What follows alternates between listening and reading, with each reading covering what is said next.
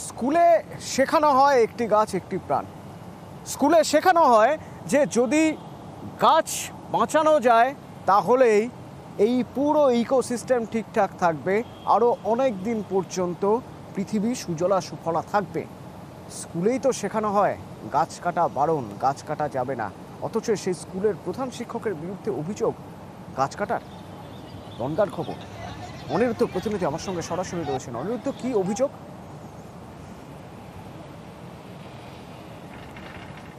দেখো অতনু, তোমাকে জানিয়ে রেখে যে উত্তর ২৪ পরগনার বাগদা থানার মনোহরপুর প্রাথমিক বিদ্যালয়ের ঘটনা। মনোহরপুর প্রাথমিক বিদ্যালয়ের প্রধান শিক্ষকের বিরুদ্ধে অভিযোগ উঠেছে যে তার স্কুল পার্শ্বস্থ রাজ্য সড়কের পাশে প্রায় ৬টি গাছকে নির্বিচারে তিনি কেটে ফেলেছেন এবং এই কাটার সময়ই স্থানীয় সাধারণ মানুষ পুলিশের কাছে অভিযোগ জানান।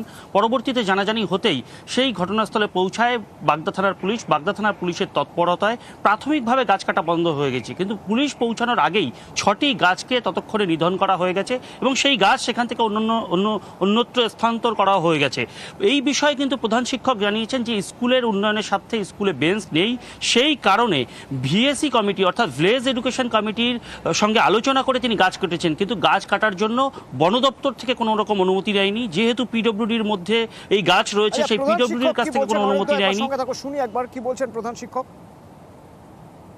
না, আমাদের যে ভিলেজ এডুকেশন কমিটি আছে স্কুলের, আমরা নিজেরা রেজুলেশন করে সিদ্ধান্ত নিয়ে করেছি। এখন আমাদের নিজেদের স্কুল মাঠ, এটা আমাদেরই লাগানো গাছ। আমার স্কুলে ছাত্রছাত্রীদের বসার কোনো বেঞ্চ নেই, মানে কম সংখ্যক আছে।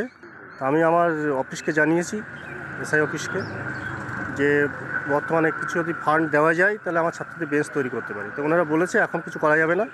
এটা আমার জানাই ছিল না যে লিখিত অনুমতি নিতে হয়। এসআই অফিসকে আমি বলেছি। আচ্ছা, পঞ্চায়েত কি বলছেন? স্যার, আমাদের মেন হলো এই যে মনোহরপুর বিদ্যালয়ের খুবই সমস্যা ছিল। বেঞ্চ নিয়ে আমাদের কমিটি নিয়ে আমরা আলোচনা করেছিলাম, গ্রামবাসী নিয়ে আলোচনা করেই এইটাকে করা হয়েছে।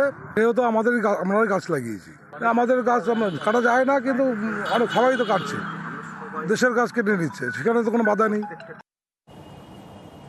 তার মানে অনিরুদ্ধ, এটা স্পষ্ট যে পঞ্চায়েত জানে স্কুলের বেঞ্চ দরকার, স্কুলের পড়ুয়াদের বসার জন্য, সবই তো বুঝলাম, কিন্তু এই বেঞ্চ দরকার বলে টুক করে ৬টা গাছ কেটে ফেললাম, সেটা দিয়ে বেঞ্চ বানিয়ে ফেললাম, কারো কোনো অনুমতির দরকার নেই। এটা কি করে হয়? এরকম কি আদৌ সম্ভব? বন দপ্তর কি বলছে?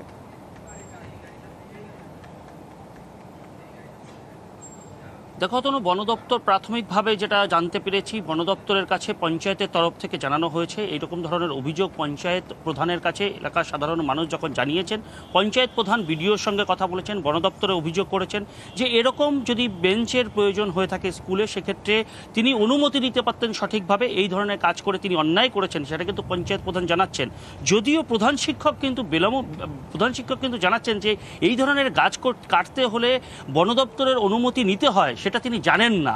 প্রধান শিক্ষকের এরকম বক্তব্য কিন্তু যথেষ্ট রকম হাস্যকর বলা যেতে পারে, কারণ একজন প্রাথমিক স্কুলের প্রধান শিক্ষকের জানা উচিত যে সেই স্কুলে একটি গাছ একটি প্রাণ যখন পড়ানো হয়ে থাকে, একটি গাছ কাটতে গেলে তার সঠিক নিয়ম আছে, সেই নিয়মের মধ্যে গিয়ে গাছ কাটতে হয়। তিনি জানেন না, তিনি জানাচ্ছেন একদম সরাসরি আমাদের ক্যামেরার সামনে জানিয়েছেন যে তিনি জানেন না যে বন দপ্তরের অনুমতি নিতে হয় গাছ কাটতে গেলে। এবং এই বিষয়ে কিন্তু স্থানীয় পঞ্চায়েত সদস্য জানিয়েছেন যে গাছটা তারা যেহেতু স্কুল থেকে লাগিয়েছেন, তাহলে কাটছেন হয়তোবা ভুল করেছেন, কিন্তু প্রয়োজনের তাগিদে তারা কাটছেন, এরকম ধরনের তারা দাবি করেছেন। জানিয়ে কিন্তু যথেষ্ট রকম এলাকায় চাঞ্চল্য ছড়িয়েছিল এবং পঞ্চায়েত শোনা যাক। ঘটনাটা যেটা হয়েছে যে মনোহরপুরের প্রধান শিক্ষক মশাই ৬টা গাছ কাটিয়েছেন, এমনকি উনি পঞ্চায়েতের সঙ্গে কোনো যোগাযোগও করেননি। উনি দাবি করছেন যে এটা স্কুলের স্বার্থে করেছেন, মানে গাছগুলো এইভাবে কাটানো যায় না। উনি যে কাজটা করেছেন সেটা বেআইনিভাবে করেছেন।